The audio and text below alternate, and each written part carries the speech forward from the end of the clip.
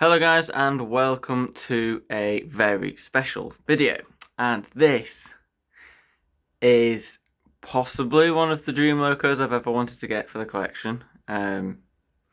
It is the Class 47 in Network Southeast livery, but not any old Class 47 in Network Southeast livery. This is the exclusive to Kernow Model Railways limited edition of 512 Old Oak Common 47701, and it is stunning. It's in the revised Network Southeast livery, and just look at it. I know it's a diesel and a lot of people don't like diesels, but it's possibly one of the most beautiful things I've ever seen in my entire life. Just look at it.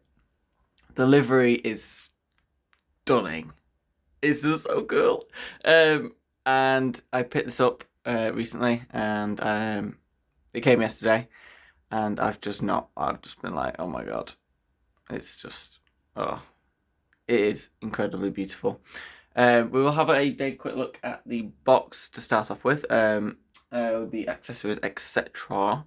And on the wall here, there, is the certificate sort of thing that you get with the logo from Kernow Model Rail Centre, so we'll have a quick look at that as well.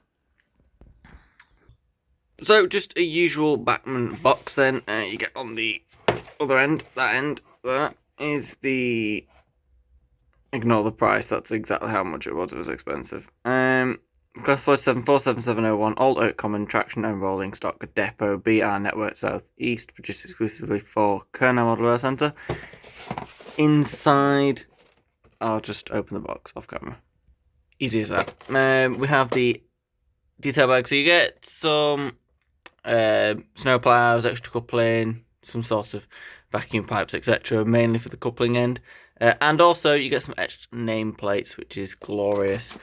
And then we have this, which is the instructions and owner's documents. So just tell you where you fit the extra detail bag items. And I think it's exploded diagram on the back. Yes, it is. So obviously, as you can see, it's the usual Bachmann diesel with the big chunky motor with 2 flywheels and all the decent sort of mechanism. So it's a very heavy beast as well, massive diecast chassis, but it tells you all of the lists of stuff here and all the other gumph that nobody really needs to know. Pop that in there, in the box, and then the other one is the Bachmann Collecticle, which I'm not part of anyway. Then on the back of the box we have a reasonably brief history about the Class 47, so you can pause that and read that if you like. It is just about the class as general, as a general thing, but the actual history of the loco I will show you in a second. So with it we got this gorgeous thing. I can't really show you what this is. Oh, there you go. Enjoy a picture of the A4s. So you get this with it, so you get a picture of the actual locomotive. That is outside the depot itself, which is very nice indeed. And then that is the history of the locomotive, so you can pause that and read that if you would like. And now we will get on to the detail of the locomotive. So this loco is stunning, and I've always wanted this loco. I've banged on for years about how much I want this. And it was actually very expensive. It was 200 quid exactly, as you saw in that box. But it's worth it for how beautiful it is. And to be fair, Bachmann diesels are quite expensive normally because they are very well detailed and incredibly good diesels. So we'll basically have a dead quick look at the detail now. If we can have a quick look, because there's quite a lot of it. So we're starting at the front, because that's the end we're on, and you have all of this separately fitted pipework, all painted in orange or white. You have the handrails, which looks fantastic.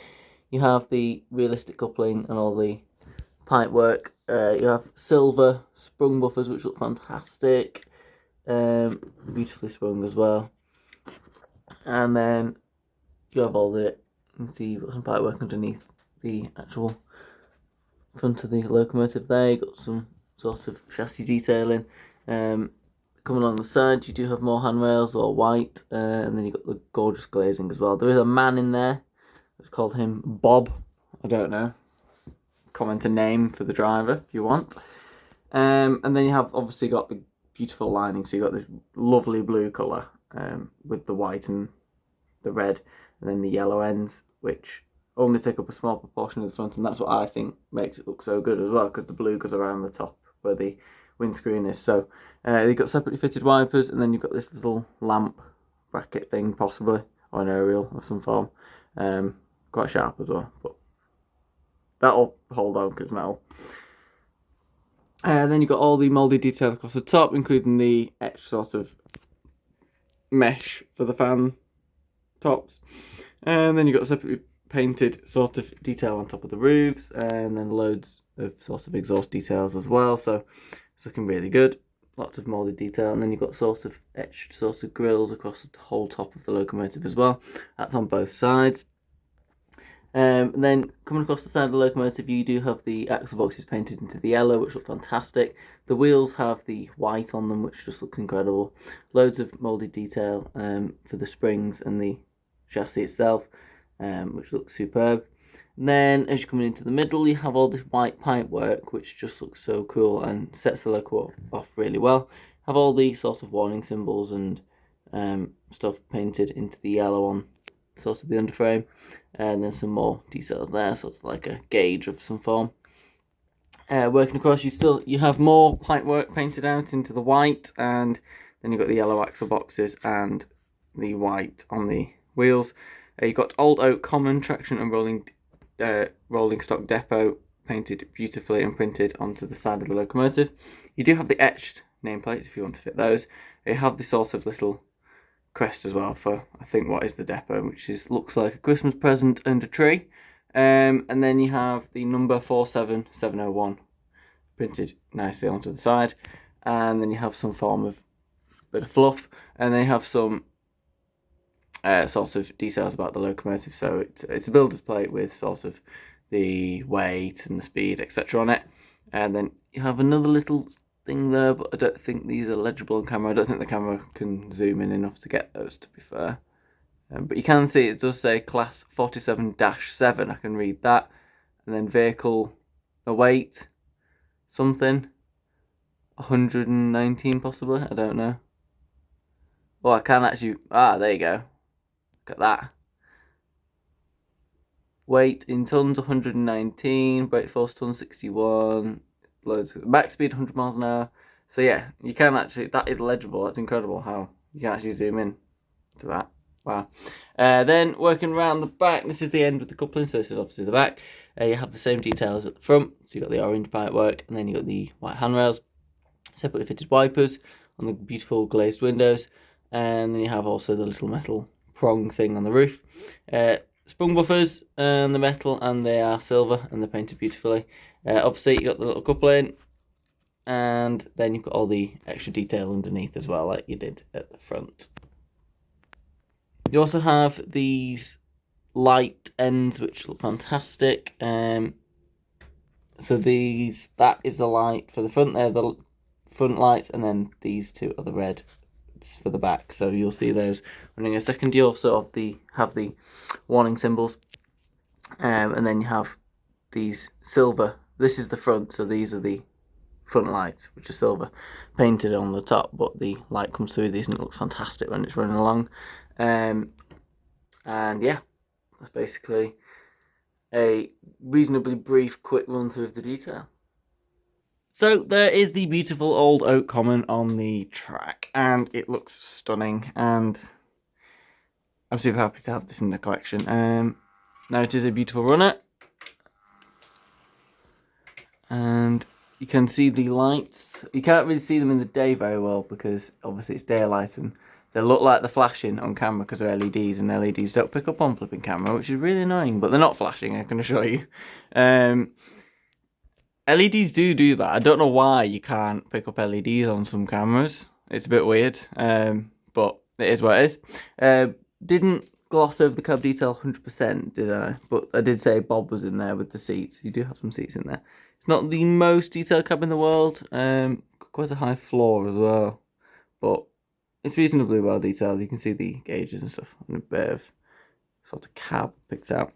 But anyway, we will just do a little bit of slow speed running, and obviously the slow speed is not perfect because it's got two big really heavy flywheels, so but it's also geared quite highly to be more of an express running diesel, but at that sort of speed, look how smooth that is. And then obviously when you kill the power, it rolls slightly to a stop rather than come dead stop. That Network Southeast printing is gorgeous as well, look at that. I love that. I love this livery, to be honest. But yes, I'm trying to keep these videos as brief as possible because I know you like to watch the in-depth reviews, but also I know there's a lot of people who don't want to watch it super in-depth. But obviously it is a diesel, so there's not really... I mean, it's well detailed for, like, because it's a diesel, but it's a diesel, so it's not got, like, loads of complexity to the body shape, is it? So, you can't really, like, go over diesels massively in terms of detail, so, even though they are very well detailed. But we will run this locomotive then, this gorgeous Class 47, with those coaches over there, just because they match and they look cool. And then I will find another locomotive to put with it. Why is that so badly leaning over? I've got a repair to make on this locomotive because it's leaning. It looks like it's leaning over to me. This is the old Hornby Classic Class 47. It is the leaning tower of diesel, as you can clearly see. It is definitely leaning over. But that is a comparison of two Class 47s for you. The difference between the two is unbelievable. That's just like a really old shed. But we've got the Class 57 with it, and the Northern Bell one, which is gorgeous. So we will get them running together and have a bit of a running session. So there is the Northern Bell Class 57, gorgeous locomotive. That was also one of the dream diesels as well. But it was probably a lot easier to get than the 47 because of how a lot more common it is. So that is also incredibly well detailed. If you haven't seen the review of that, please go and check it out. It is very good. And that is the deal. Look at that. Just how can you not? I know, like, one of my most regular viewers, Kelly Ashford, doesn't like diesels, but how can you not like that? Just look at it. This also has 4 coaches behind it, the chocolate and cream coaches, which I think look really good. By the way, before you ask, yes, I will get some Network Southeast coaches eventually, because I'll have quite a few Network Southeast locos, because I just love the livery. So, I will get some. I'm probably going to get a rake of between 6 and 10 eventually, so don't worry about that. But for now, we'll run it with these sort of heritage style coaches, because that's what this sort of railway is. We will set the 57 off first to make sure that everything's running sufficiently and the track's working, which probably isn't because it never is. It's made it 3/4 of the way around. It's coming around towards us now. There's the flashing lights, which aren't actually flashing, but because they're LEDs, the camera doesn't pick them up. Might be alright for you actually when the video goes up. I don't know, it's just because I'm filming itself, like, I don't know, but... Oh dear, we've had a disaster. The old Lima coach hasn't coupled very well to the modern Bachmann coupling. Hand of God coming in. There we go. Let's go, Network Southeast. Run reliably, please. Run reliably.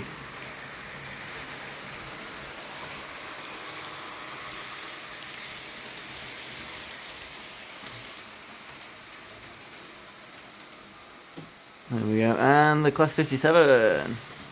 Gorgeous loco, that.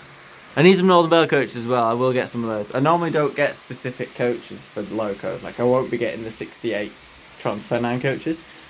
But I will get matching coaches for Network Southeast and Northern Bell because they look fantastic. And they can run with anything. Well, Network Southeast can't really run with anything other than Network Southeast locomotives, but Northern Bell coaches can run with other things like steam locos for sort of rail tours, so that makes sense to get. Look at it, a flash of blue, fly past. What a beauty.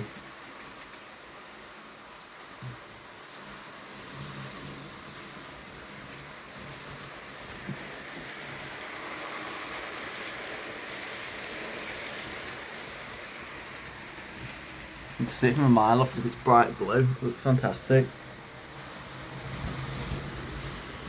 And the Christmas tree, which definitely needs to be taken down because it's not Christmas anymore. The winter scene can stay on for a couple more weeks yet, I think, and then we'll be removing it. There will be a video of us doing that. And here's the 57 with the other driver in it. I like how they put drivers in the diesel Bachmann. I think it looks sick. I think the 66 has it as well, which is my other Bachmann diesel. And then I've got a Dapple one and a Lima one, and then I've got the old Hornby one. I've got a Bachmann 03 actually as well. That's a good loco. That's a fantastic loco in fact. The diesel. Little shunter.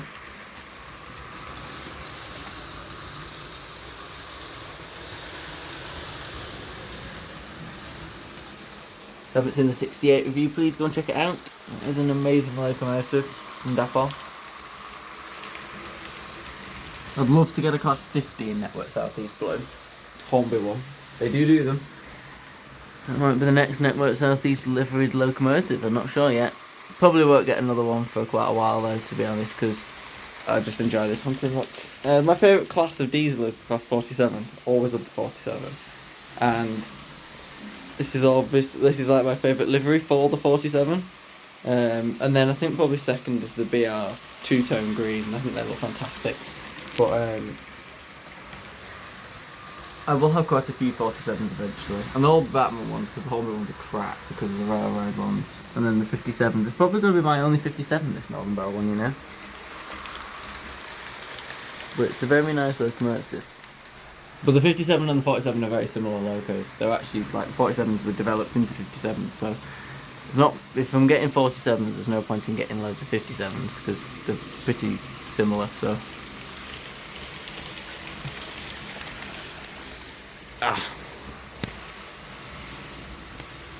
You can see the blue coming round. Here it is. Let's go with them coaches now. Northern Bell 57 just plodding along nicely. That one's going a little bit slow because it's on the second radius, so obviously I can't have it going bombing around because it might fall over. It's quite heavy. They both weigh around 530 grams, which is quite a lot for a loco. Not as much as the Dapple Class 68, which is 668 gram, by far my heaviest locomotive, but these two are probably in the top 5 heaviest locos I've had, so. And I have quite a lot of locos now. 54, in fact. It isn't exactly a tiny amount, is it, really? Had to snap this up, though, because of how limited edition it was. I was like, I've got to get it, so I basically did.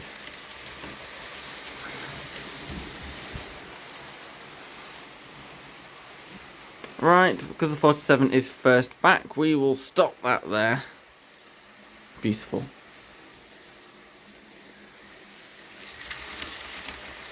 And there's the 57.